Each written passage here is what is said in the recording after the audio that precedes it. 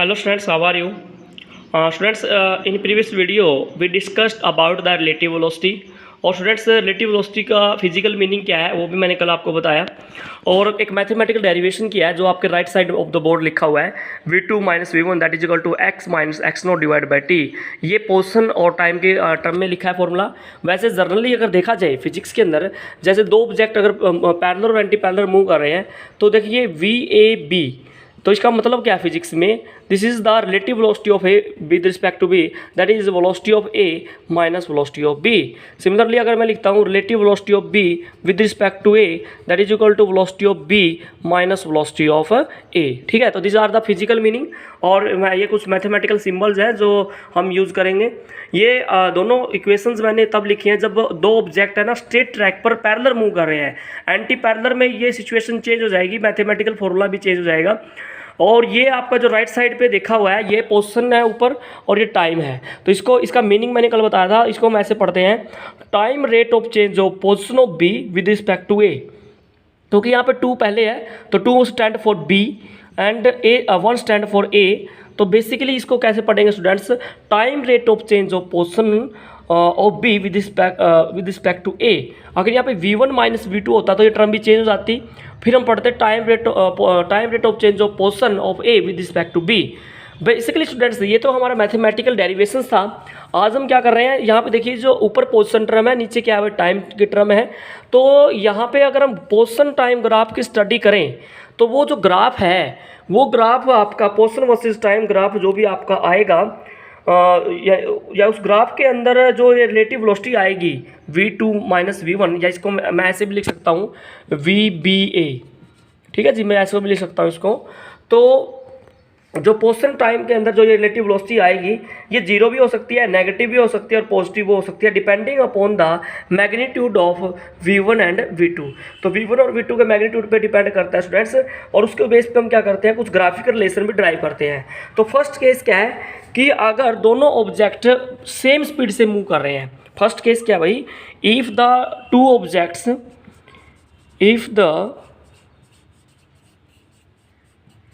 Objects case number 1 की बात कर रहे हैं हम, if the two objects are moving with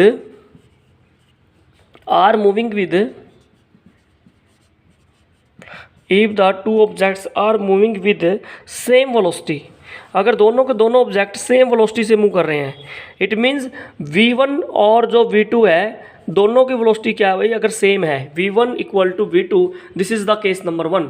if the two objects are moving with same velocity, तो इस केस में देखिए स्टूडेंट्स v1 और v2 दोनों क्या हो जाएंगे, इक्वल हो जाएंगे। तो इस केस में x minus X nought equal to कितना हो जाएगा भाई, 0।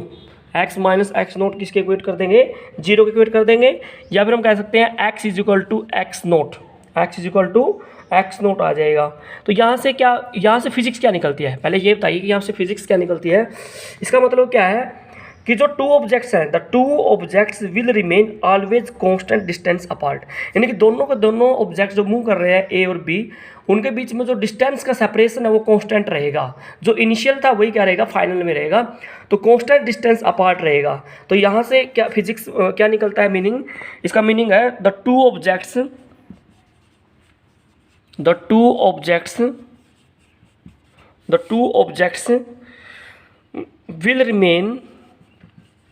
will remain always constant distance apart, यानी कि दोनों के बीच में जो सेपरेशन है वो क्या रहेगी भाई, कांस्टेंट रहेगी। The two objects will remain always constant distance apart. ठीक है जी, विच आर इनिशियली, जो इनिशियल में थे जब टाइम 0 था तो उस टाइम जो उनके बीच में सेपरेशन थी वही सेपरेशन उनकी फाइनल तक रही भाई। ठीक है, तो अगर मैं यहाँ पे पोजीशन टाइम ग्राफ इसका रिप्रेजेंट करता हूँ, अगर मैं इसका पोजीशन टाइम ग्राफ इस केस का अगर ड्रा करता हूँ तो इसका देखिए पोजीशन टाइम ग्राफ कैसे आएगा students, that is very easy. हम यहाँ पे इसका पोजीशन वर्सेस टाइम ग्राफ अगर प्लॉट करते हैं तो वाई एक्सिस पे ले लेते हैं पोजीशन, तो फर्स्ट वाले की स्टार्टिंग में टाइम 0 पे x01 पोजीशन थी, हमने कल के इसमें ये टर्म यूज़ की थी, और सेकंड वाले की इनिशियल पोजीशन थी x02। तो ये टाइम है, यहाँ पे टाइम की बात कर रहे हैं, तो दिस इज़ द टाइम 0। तो जब टाइम 0 है तो टाइम 0 पे फर्स्ट ऑब्जेक्ट की पोजीशन थी x01 और सेकंड वाले की x02। तो जो इनकी इनिशियल सेपरेशन थी वही गैप इनका फाइनल तक रहेगा। It means constant distance apart. इन दोनों के बीच में जो सेपरेशन है वो रहेगा भाई कांस्टेंट। क्या रहेगा भाई? Constant distance apart. ठीक है, इट मीन्स जो सेपरेशन है दोनों के बीच में वो हर टाइम पे क्या रहेगी? सेम रहेगी। तो अगर मैं कहूँ कि this is the graph for object A and this is for object B, तो दोनों के बीच में जो सेपरेशन है, सेपरेशन मतलब x02 माइनस x01, तो जो सेपरेशन है x02 माइनस x01, तो वो जो सेपरेशन है that will remain equal to the constant value, that will be equal to the constant value students. ठीक है, तो this is your first case. अब हम बात करते हैं सेकंड केस। अब देखो फर्स्ट केस क्या था कि अगर दोनों सेम स्पीड से मूव कर रहे हैं तो v1 v2 क्या हो जाएंगे? सेम हो जाएंगे। सेकंड केस में क्या है? Case number 2, if v2 is greater than v1, अगर आपका सेकंड ऑब्जेक्ट की वेलोसिटी ज़्यादा है as compared to first, v2 is greater than v1, तो इस केस में v2 माइनस v1 क्या रहेगा? पॉजिटिव रहेगा। इस केस में v2 minus v1 greater than 0। It means जो सेपरेशन है, जो सेपरेशन आपका दो ऑब्जेक्ट के बीच में वो टाइम के साथ इंक्रीज करता रहेगा। सेपरेशन क्या करता रहेगा भाई? इंक्रीज करता रहेगा, क्योंकि यहाँ से ग्रेटर वैल्यू आ गई ना।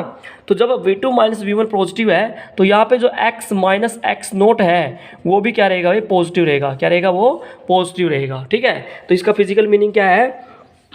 relative separation between two objects will increase by an amount v2 minus v1 after each unit of time, therefore position time graph will open out gradually। तो इसका मतलब जो position time graph है वो gradually open करता रहेगा। तो basically होगा क्या? अगर मैं इसका ग्राफ प्लॉट करता हूँ तो बिल्कुल सिंपल सा ग्राफ आएगा। देखिए बिल्कुल ग्राफ में क्लियर दिखाएंगे हम। यहाँ पे इधर दिखा देते हैं पोजिशन, जहाँ पे पोजिशन है, और इधर दिखाएंगे भाई टाइम, पोजीशन वर्सेस टाइम। ठीक है जी, तो यहाँ पे टाइम है और यहाँ पे देखिए ये मैं कहता हूँ कि इनिशियली x01 है और यहाँ पे क्या x02। तो ग्रेजुअली अगर ये देखिए ये ऑब्जेक्ट अगर इधर है तो इसका जो ग्राफ आएगा ये देखिए ये ग्रेजुअली ब्रॉड होता रहेगा। इसका मतलब देखिए सेपरेशन पहले यहाँ पे कम है, अब सेपरेशन इंक्रीज करता जा रहा है। अब दोनों के बीच में जो सेपरेशन है वो इंक्रीज करता जा रहा है। ठीक है ना, इसका मतलब जो x02 और x01 है उनका जो उनका सेपरेशन है वो पॉजिटिव है। इसका मतलब पहले ग्राफ देखिए बिल्कुल कम है, सेपरेशन बहुत ही कम है भाई, लेकिन अब टाइम के साथ सेपरेशन इंक्रीज करता जा रहा है, ब्रॉड होता जा रहा है। ठीक है, तो इसका मतलब यू कैन से दैट जो पोजीशन टाइम ग्राफ है it will open out gradually, open out gradually. ठीक है, तो this is your case number second. अब हम केस नंबर थर्ड की बात करते हैं। केस नंबर थर्ड में क्या है? इफ़ केस नंबर थर्ड क्या है कि if v1 is greater then v2, if v1 is greater then v2, यानी कि अगर फर्स्ट ऑब्जेक्ट की वेलोसिटी ज़्यादा हो as compared to second one.